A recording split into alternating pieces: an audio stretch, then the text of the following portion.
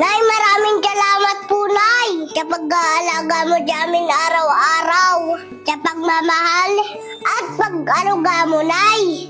Nag-iitsa ka sa puso ko, Nay. Masaya po ako, ikaw nanay ko. Okay lang po sa akin, pangaralan mo po ako, Nay. Pagalitan mo po ako, sawayin mo po ako. Ipaalam mo po sa akin kung anong tama at mali. Dahil bata pa po ako, Nay. Kailangan sundin kita, Nay. Kasi ikaw po ang nakakaalam kung anong dapat para sa akin. Salamat sa sakripisyo mo sa amin, Nay.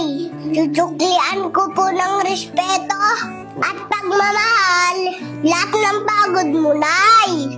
Magiging mabuting bata po ako. Kagaya po ng lagi niyong sinasabi ni Tatay. Mahal na mahal kita, Nay.